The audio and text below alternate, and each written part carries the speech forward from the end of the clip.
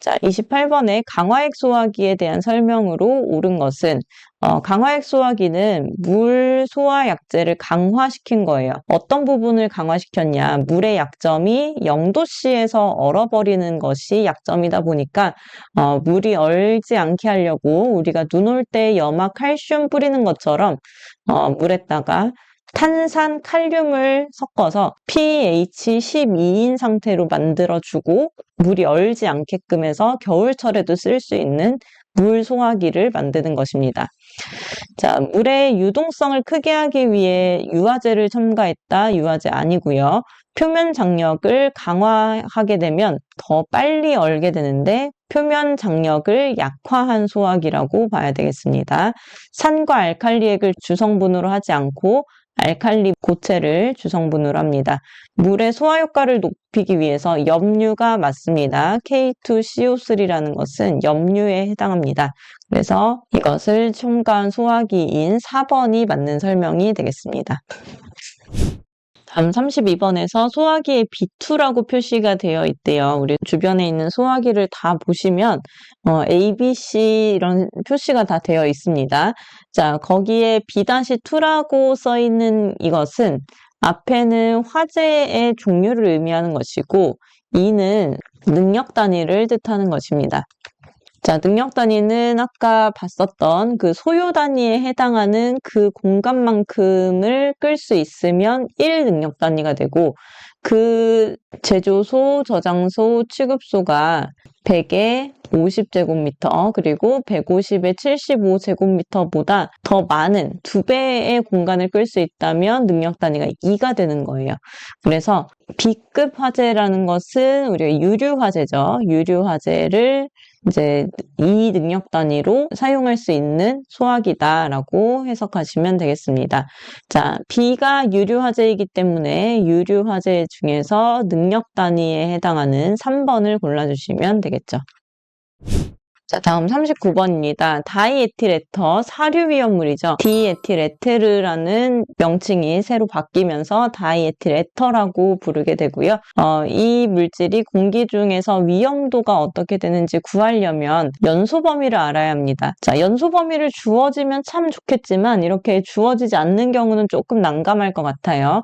근데 이러한 기출문제는 다시 한번 더 출제가 될 수 있기 때문에 연소 범위가 안 나왔더라도 이 다이에틸에터의 연소 범위가 1.9에서 48%라는 것을 따로 기억을 하시면서 문제를 풀어보겠습니다. 자, 위험도를 구할 때는 그 연소 범위의 낮은 값분의 높은 값 빼기 낮은 값을 해서 구하고 여기에 곱하기 100이나 이런 것들은 하지 않습니다. 그래서 위아래가 둘 다 %라는 단위를 가지고 있기 때문에 서로 약분이 돼서 단위가 사라질 수가 있고요. 값을 대입해 보면 1.9분의 48 빼기 1.9가 되죠. 그러면 계산을 했을 때 24.26이 되고 반올림하면 24.3으로 볼 수 있는데 이때 단위가 없습니다. 위아래가 %로 둘 다 소거가 됐기 때문에 단위가 없는 값이 되겠고 이 다이에틸에터가 1.9에서 48%라는 것은 한번 기억을 해두시면 실기에서 문제에 힌트를 줄 때 한번 쓸 수 있을 만한 그런 내용입니다. 그래서 다이에틸에터에 대한 위험도를 이렇게 구하시면 되겠고 그리고 이 내용을 카페에 질문해 주시는 분들이 많은데 위험도가 사실 네이버를 검색하거나 뭐 구글을 검색하거나 아니면 그 화학물질 정보 시스템을 하거나 국가 위험물 정보 시스템을 하거나 할 때마다 다 다르게 나옵니다. 왜냐하면 실험값이라서 그래요.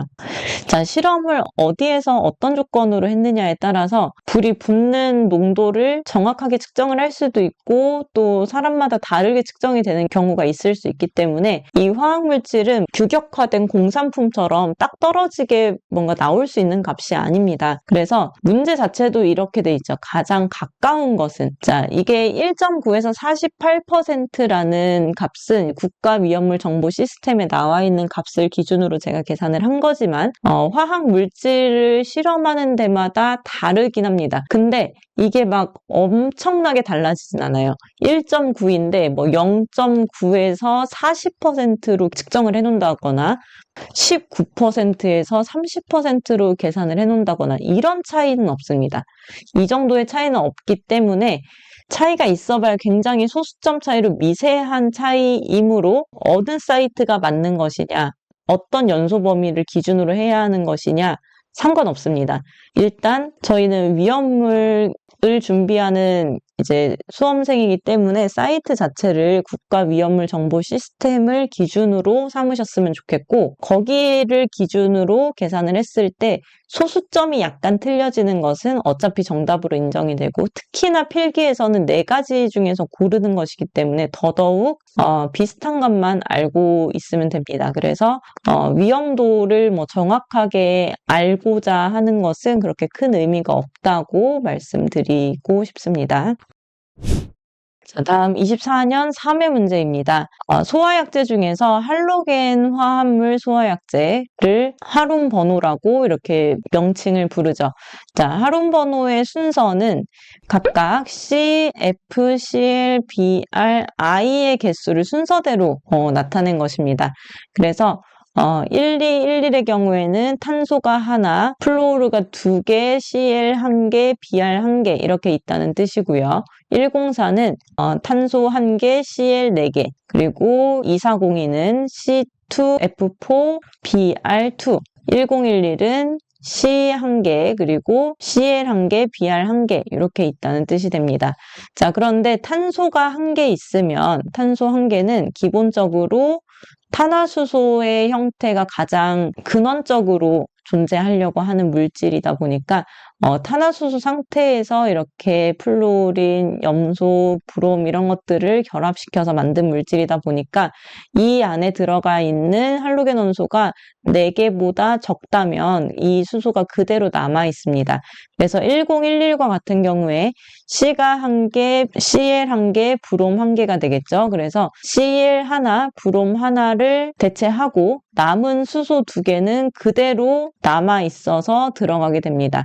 그래서 1011을 쓸 때 CH2ClBr이 되겠고, 그래서 옳게 나타낸 것은 3번이 되지만 뭐 문제랑 답을 아는 것보다 더 중요한 것은 이거과 관련된 내용을 정리하는 것이기 때문에 탄소는 수소 4개, 탄소 2개는 수소 6개를 중심으로 이 안에 대체되는 할로겐 원소 수만큼 수소가 사라지는 거고, 그것보다 적다면 수소는 남아있다. 그래서 할론 번호 중에서 10001이라는 화학식을 쓰게 되면 탄소 하나에 아이오딘 하나가 들어있는 형태라서 탄소에 결합되어 있는 수소 4개 중에 1개를 아이오딘이 들어간 형태이기 때문에 이것의 화학식은 CH3I가 될 수 있습니다.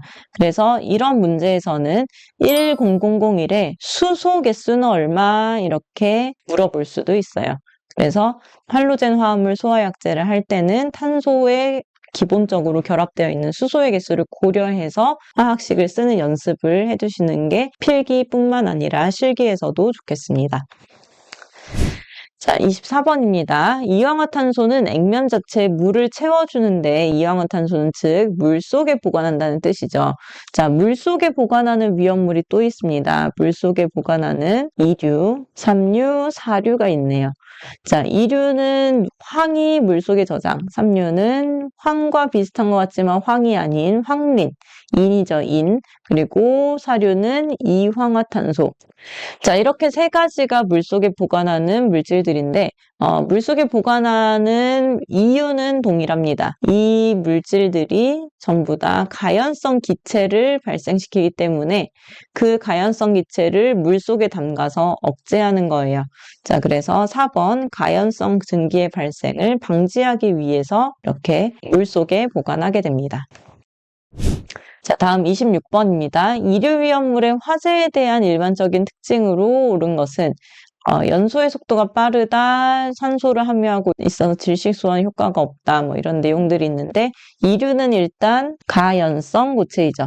어떤 위험물이 있었는지 생각을 해보면 백황, 황적, 오철, 마분, 인고, 천이 있었습니다. 자, 뭐 황과 인과 황화린, 철분, 마그네슘, 금속분 이런 물질들인데 전부 다 불에 잘 탄다는, 연소가 잘 된다는 특징이 있는 위험물입니다. 연소 속도가 빠른 건 맞고요. 화재 시 자기 자신이 연소가 된다는 것은 산화가 된다는 것입니다. 그래서 예를 들어서 이류 위험물인 황이 산소를 만나게 되면 이렇게 산화가 됩니다. 즉 자기 자신이 산화가 되고 다른 물질을 환원시키는 물질입니다. 자, 이렇게 산소를 주는 물질들을 산화제, 그리고 산소를 받는 물질들은 환원제라고 불러요. 환원제. 황과 같은 이류 위험물, 가연성 물질들이 산소를 받는, 그 산소와 결합하는 물질들이기 때문에 환원성 환원제가 있는 물질입니다. 그래서 자기 자신이 산화되고 다른 물질을 환원시키고 연소열이 굉장히 큽니다. 연소열이 커서 화재 시 발견이 가능하고 산소를 많이 함유하고 있다는 것은 1류나 5류나 6류에 해당하는 설명이 되겠습니다. 그래서 2, 3, 4번이 틀린 설명이라 1번이 답이 되겠죠.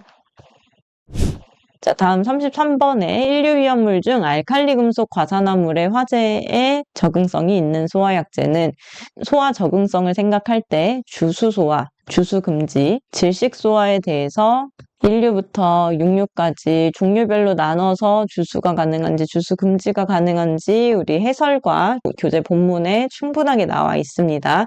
자, 그 표를 바로바로 떠올릴 수 있게끔 문제를 보고 어떤 소화인지 찾을 수 있게끔 완벽하게 암기를 하셔야 하고요. 1류 중에 알칼리 금속의 과산화물의 화재에 적응성이 있는 것은 주수금지입니다. 주수금지에 사용할 수 있는 것은 탄산수소 염류, 분말소화약제, 마른 모래, 팽창질석, 팽창진주함이 있으므로 적응성이 있는 것은 3번이 되겠죠. 자, 다음 36번입니다. 트라이에틸알루미늄이 염산과 반응했을 때, 메탄올과 반응했을 때 각각 어떤 물질이 나오는지. 자, 트라이에틸은 에틸 C2H5가 3개 있다는 뜻이죠. 자, 이게 알루미늄과 만날 때 C2H5가 3개 있는 알루미늄이 염산 HCl, 메탄올 CH3OH와 만날 때 자, 각각 어떤 가스를 만들어내느냐? AlCl3가 됩니다. 이렇게 결합하는 거라 그래요. 그리고 H는 그대로 들어가서 C2H6가 나오게 되겠네요. 자, 그리고 메탄올은 어떻게 결합하느냐? C2H5, O까지 끊어지고 H가 따로 빠져나옵니다. 자, H는 C2H5로 가고요. AL이 CH3O와 결합하기 때문에 CH3O가 3개 있는 AL이 됩니다. 왜냐하면 CH3OH에서 수소 하나가 빠져나가면서 여기가 -1, 알루미늄이 산화수 플러스 3이 되기 때문입니다. 자, C2H6가 생기게 되겠네요. 자, 여기에 둘 다 C2H6인 에테인이 발생하므로 공통적인 2번이 답이 되겠습니다. 자, 다음 위험물 제조소에서 옥내 소화전이 1층에 4개, 2층에 6개가 설치되어 있습니다. 자, 수원의 수량. 옥내 소화전은 물을 사용해서 불을 끄는 소화 설비입니다. 가장 보편적으로 많이 필수적으로 이렇게 설치되어 있는 소화 설비이죠. 자, 소화 설비를 정상적으로 작동하기 위해서 물을 어느 정도 보유를 해야 합니다. 그 양을 수원의 수량이라고 하는데 소화 설비가 있는 개수만큼 물을 마련하면 좋겠지만 현실적으로 물이 무겁기도 하고 어쩌다 한 번 쓰는 것이기 때문에 그 수량을 커버할 수 있을 정도 적정량을 보관하는 것이 좋겠죠. 그래서 개수에 따라서 전체 다를 보관하는 것이 아니라 최대로 많이 설치된 층의 개수가 5개라면 최대 5개에다가 7.8 세제곱미터를 곱한 만큼 보유를 하게 되고 옥 외소화전의 경우에는 최대 많이 설치한 것이 4개, 4개일 때 13.5를 곱한 만큼으로 수원의 수량을 산정하게 됩니다. 그래서 1층에 4개, 2층에 6개가 있기 때문에 1층에 4개 곱하기 7.8, 2층에 6개 설치되어 있으니까 5개 해서 7.8을 해서 서로 더하는 것이 아니고 1층에 4개, 2층에 6개 중에 6개가 더 많죠? 그러면 4개는 버리고 6개를 기준으로 했을 때 최대 개수는 5개로 계산을 하니까 5 곱하기 7.8을 했을 때 나오는 값인 39제곱미터. 근데 39가 없죠? 왜냐하면 문제에서 구하라고 하는 단위가 리터이기 때문에 자, 우리가 이상기체 상태 방정식에서 리터와 세제곱미터는 서로 단위를 1000배 차이로 두면서 이렇게 단위를 산정을 했어요. 자, 리터를 구할 때 g을 쓴다면 세제곱미터를 구할 때는 킬로그램을 쓰죠. 이 둘 차이가 1000배 차이잖아요. 그것처럼 리터와 세제곱미터의 차이도 1000배입니다. 자, 그래서 리터로 환산해주기 위해서 1000을 곱해주면 1000리터 per 세제곱미터를 곱해주면 39000 리터인 양이 되겠습니다. 자, 그래서 3번이 답이 되겠죠. 수원의 수량 5 곱하기 7.8, 4 곱하기 13.5는 많이 들어보신 내용이겠지만 최대의 많이 설치된 층을 기준으로 계산한다는 것까지도 이제 세부적으로 알고 계셔야 실기에서 조금 더 대비가 잘 되실 거라고 생각합니다. 자, 2024년도 2과목 기출문제 풀이 여기까지 진행을 할 거고요. 자, 이제 산업기사 필기시험이 얼마 남지 않았으니까 이 해설 계속 반복하시면서 공부하시는데 도움이 되시길 바랍니다. 감사합니다.